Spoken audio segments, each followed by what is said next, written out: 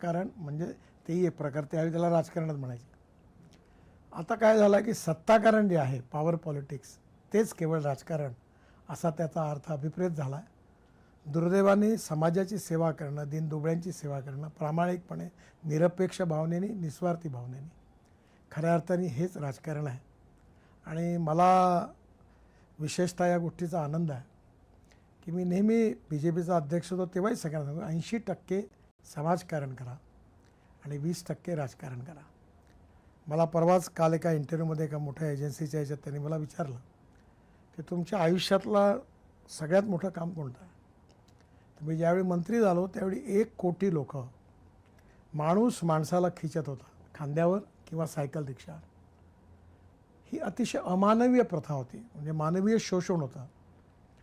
आणि मला त्याच्याविरुद्ध नेहमीच मला वाईट वाटायचं. मी मेकॅनिक्स ड्रिव्हन ई रिक्षा आणली, कायदा बनवला आणि आज देशात 1 कोटी लोकांचं शोषण जवळपास संपलं. वा. आणि आता मेकॅनिक्स ड्रिव्हन ई रिक्षातून ई कार्ट 1 क्विंटलचं 2 क्विंटलचं सामान देखील त्या ई कार्टवर जातं आणि माणूस देखील आता ई रिक्षावर जातो. भारतातल्या कानाकोपऱ्यात रिक्षा समाप्त झाल्या. तेव्हा माझ्या आयुष्यातल्या या 1 कोटी लोकांना खऱ्या अर्थाने सन्मानाने जीवन जगता येतं, त्यांचं शोषण बंद झालं, त्याचं मला सगळ्यात मोठं काम माझ्या आयुष्यातलं आहे. आणि म्हणून सामाजिक संवेदनशीलता, सामाजिक जबाबदारी आणि विशेषतः सोशल कॉन्शियसनेस, सोशल रिस्पॉन्सिबिलिटी आणि सोशल सेन्सिटिव्हनेस हे चांगल्या कार्यकर्त्याचं सगळ्यात पहिलं लक्षण आहे. मी साधू संन्यासी नाही. माझं घर, परिवार, मुलं, बाळं, माझ्या स्वतःच्या रिक्वायरमेंट पूर्ण करून मग माझं पोट भरल्यानंतर मी सेवा करून आला. मी काय माझं आयुष्य त्याग तपस्या सगळं दिलं असं नाही. पण आपल्या जीवनात आपलं आणि आपल्या परिवाराचं पूर्ण केल्यानंतर आपण जनतेची सेवा करू शकतो.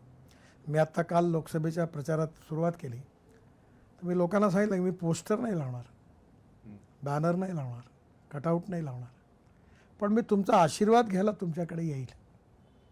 तुमच्या सिनियर लोकांचा, ज्येष्ठ लोकांचा पाया पडून आशीर्वाद घेईन, लोकांकडनं शुभेच्छा घेईन, त्यांच्या घरी जाईन. आता माझं कार्य केलेलं तुम्हाला माहिती आहे आणि माझं नावही माहिती आहे, त्यामुळे त्याची गरज नाही. आणि निवडणुकीमध्ये मी आता काही तत्वट समोर ठेवून निवडणूक लढवणार आहे आणि त्यामुळे त्याच्यात काही किंमत मोजायला लागली तर मोजायला तयार आहे. पण मला आता असं वाटतं की हा समाज बदलला पाहिजे, देश बदलला पाहिजे. आणि पुन्हा एकदा ज्या आपली नैतिक आहे, इतिहास, संस्कृती, विरासत आणि नैतिक मूल्य, त्याच्या आधारावर आपलं समाजकारण, राष्ट्रकारण, अर्थकारण त्याच्या आधारावर बेस झालं पाहिजे. आणि म्हणून आता मी खूप वर्ष राजकारण केलं, सर्व प्रकार करून बघितले, जे नाही करायला पाहिजे तेही बघितले आणि त्या सगळ्याचा परिणाम काहीच होत नाही, शून्य असं बघितलं.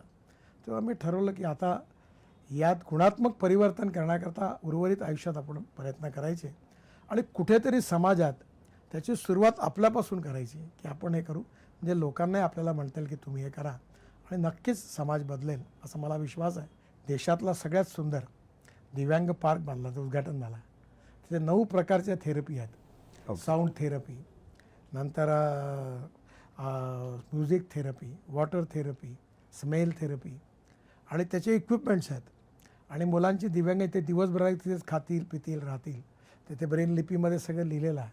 आणि माझ्या आयुष्यात मी कितीही हायवे बांधल्या, टनेल बांधल्या, स्टेट ऑफ आर्ट प्रोजेक्ट बांधले. आता द्वारका एक्सप्रेसवे जगाकरता मोठा आहे. मी झोजिला टनेल आशियातली सगळ्यात मोठी आहे, हिमालयात कारगिलच्या खाली बांधतो आहे. परवा द्वारकाला एक सुंदर बासरीच्या आकाराचा ब्रिज बांधलेला, केबल स्ट्रीट ब्रिज बांधले मोठे मोठे, गोव्याचा जुवारीवरचा ब्रिज बांधला, दिल्ली मुंबई हायवे बांधला. आता मुंबई, पुणे, वरळी, बांद्रा इतिहास जमा झाले. खूप कामं केलीत. ती कामं केली चांगलीच आहेत, पण त्याहीपेक्षा मी हे जे गरीब लोकांची सेवा करतो, विशेषतः शेतकऱ्यांमध्ये काम करतो, शेतमजुरांमध्ये काम करतो, गरिबांना काम करतो, त्यांनी मला खूप काही, मला आता 8 डिलीट्स मिळाल्या. वा. पण मी डॉक्टर नाही लावत. तुम्ही अजात शत्रू म्हणून तुम्ही राजकारणात प्रसिद्ध आहात. तुम्ही एवढे पूल बांधलेत, सिमेंट, माती, विटांचे पूल बांधले, तुम्ही मैत्रीचे पूल देखील बांधलेत. महाराष्ट्राच्या राजकारणामध्ये गेल्या काळामध्ये जुने मित्र तुटले, काही नवीन मित्र आले, तर ते जुने मित्र पुन्हा जोडावेत म्हणून तो माणुसकीचा पूल पुन्हा बांधणं शक्य आहे का? बघा, राजकारण वेगळं आणि संबंध वेगळे. व्यक्तिगत संबंधाचा संबंध युतीशी किंवा अलायन्सशी नाही आहे. माझे ज्या माणसाशी एकदा संबंध तसेच राहिले, बाळासाहेब ठाकरेंशी आयुष्यभर तसेच राहिले. ते जेव्हा भाजप शिवसेना होती तेव्हा त्यांच्याबद्दल जो भाव होता तो आजही आहे. मनोहर जोशींच्या नेतृत्वाखाली काम केलं, त्यांच्याबद्दल वारंवार त्यांनी भेटायला तोच भाव होता. कदाचित शिवसेना भाजप होती नाही, नारायण राणे माझ्याबरोबर काम करतात, माझा भाव तोच आहे. त्यामुळे राजकारणात कधी मैत्री होते, कधी होत नाही. मतभेद होणं स्वाभाविक आहे. मतभिन्नता असणं लोकशाहीत काही चूक नाही आहे, पण मनभेद होता कामा नये.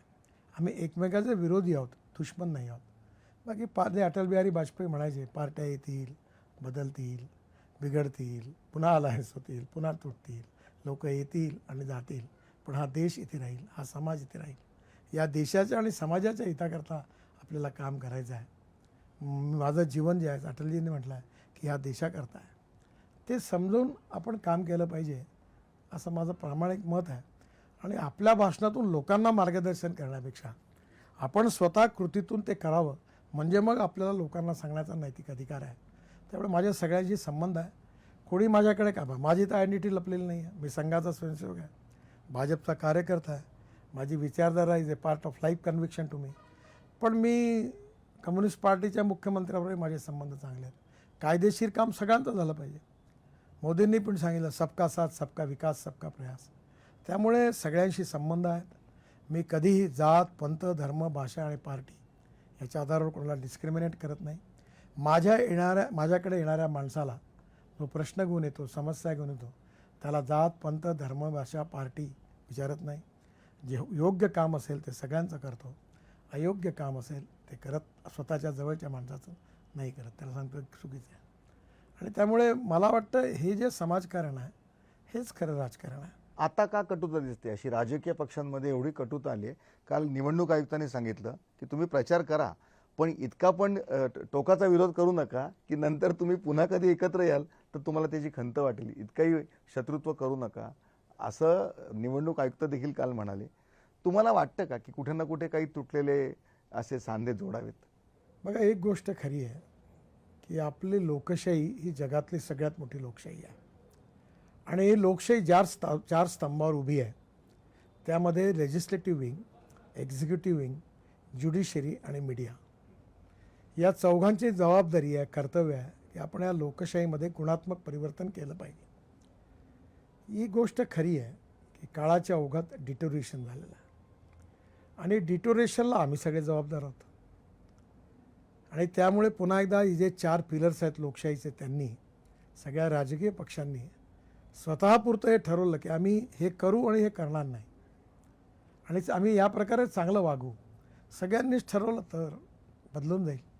मी आशावादी आहे आणि मला असं वाटतं की याचं सगळ्यात पहिलं स्टेप काही असेल तर आपण पहिले चांगलं वागलं पाहिजे. आणि मग आपण जर चांगलं वागलो तर आपण 4 लोकांना म्हणू तुम्ही पण चांगले वागा. तुम्ही आता जातीचा उल्लेख केलात. अहो, पण महाराष्ट्रामध्ये गेल्या काळामध्ये ह्या मराठा राजकारणावरून अशी परिस्थिती झाली आहे, काही ठिकाणी म्हणजे दुकानदाराकडून वस्तू घेताना तो मराठा असेल तर मराठ्याकडून आणि कुणबी असेल तर कुणब्याकडून, अशा प्रकारचे मराठवाड्यामध्ये काही ठिकाणी उदाहरणं समोर आली. हे जे जातींमध्ये आणि समाजामध्ये भिंती निर्माण झाल्या, हे संपूर्ण मराठा आरक्षणासाठी आत्ताही संघर्ष सुरू आहे. मनोज जरांगे पाटील सारखे नेते संघर्षाच्या पवित्र्यात आहेत, निवडणूक आयोगाला आव्हान देत आहेत, निवडणुका घेऊ नका सांगतात. हा सगळा प्रकार बघून त्यावर तुम्ही काय सांगाल? बघा, महाराष्ट्राला एक सामाजिक पार्श्वभूमी आहे. फुले, आंबेडकर, शिवाजी महाराजांचा महाराष्ट्र आहे. सगळ्या विचारामध्ये एकवाक्यता नसते, पण ओव्हरऑल समाजाबद्दलचं जे चिंतन आहे ते सगळं दूर एकच आहे. शाहू महाराजांनी, आंबेडकरांनी, फुलेंनी, शिवाजी महाराजांनी, संभाजी महाराज, सगळ्यांच्या वागणूक व्यवहारात शेवटी भाव तर तोच होता. हा अतिशय दुर्दैवी इतिहास आहे. माणूस हा त्याच्या जातींनी मोठा नाही आहे, गुणांनी मोठा आहे. जात, पंथ, धर्म, भाषा, पार्टी याच्यापेक्षा त्याच्या गुणांनी मोठा आहे. आणि म्हणून गरीब असतो. गरिबाला जात, पंथ, धर्म, भाषा नसते. ज्या भावात मराठ्याला पेट्रोल किंवा गॅस सिलेंडर विकत मिळेल त्याच भावात ते दुसऱ्या माणसाला, ब्राह्मणाला मिळेल. त्यामुळे शेवटी महागाई कमी होणं हे सगळ्यांच्या फायद्याचं आहे. रोजगार मिळणं ह्या सगळ्या परिवाराच्या फायद्याचं आहे. गरिबी दूर करायची असेल तर रोजगार निर्माण झाले पाहिजे. रोजगार निर्माण करायला तर इंडस्ट्री, उद्योग, व्यापार वाढला पाहिजे, विकास झाला पाहिजे. आणि विकास करायचा आहे तर water, power, transport, communication, infrastructure develop केलं पाहिजे. सगळ्या गावाचा विकास होईल. शेतकऱ्याच्या मालाला किंमत मिळाली पाहिजे. शेतकऱ्याच्या मालावर प्रक्रिया झाली पाहिजे, व्हॅल्यू एडिशन झाली पाहिजे, ॲग्रिकल्चर एक्सपोर्ट वाढलं पाहिजे. आता मी जालन्याला समुद्र पोहोचवला, ड्रायपोर्ट सुरू केलं, वर्धेला सिंधीला ड्रायपोर्ट केलं. का की विदर्भातला कापूस, जालन्यातला कापूस बांगलादेशमध्ये डायरेक्ट हल्दियाकडनं जाईल, म्हणजे 1.5 लाखाचा कंटेनर 1 लाखात जाईल आणि माझ्या शेतकऱ्याला जास्त भाव मिळेल. आपण हे प्रयत्न केले पाहिजे. समजे आपल्या विकासाचा, आपल्या भविष्याचा संबंध प्रश्नांशी आहे, समस्यांशी आहे, तो जातीशी नाही आहे.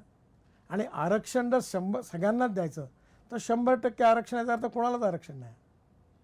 म्हणून backwardness becoming a political interest, who is more backward त्याची कॉम्पिटिशन आहे. त्यामुळे खऱ्या अर्थाने आज प्रश्न नोकऱ्यांचा आहे, रोजगाराचा संबंध आरक्षणाशी नाही आहे. शेवटी याला मर्यादा आहे, जागाच नाही आहे, नोकऱ्याच नाही, आता नोकऱ्या मिळणार कोणाला? अगदी खरं आहे. त्यामुळे नवीन उद्योग, व्यवसाय, व्यापार, एक्सपोर्ट वाढवून रोजगार निर्माण केले पाहिजे. शेतकऱ्यांना समृद्ध संपन्न केलं पाहिजे. गाव गरीब मजदूर शेतकऱ्यांना आपण सुखी केलं पाहिजे. जल, जमीन, जंगल, जानवर याच्या आधारित उद्योग उभे केले. आता मदर डेअरी आपल्याकडे 450 कोटीची सुरू होते आहे विदर्भ आणि मराठवाड्यात. 30 लाख लिटर दूध घेणार आहे आणि माझं स्वप्न आहे आता की 20-20 लिटरवाली गाय राहील त्याची. एम्ब्रिओ टेक्नॉलॉजी आणली आहे हम्म. की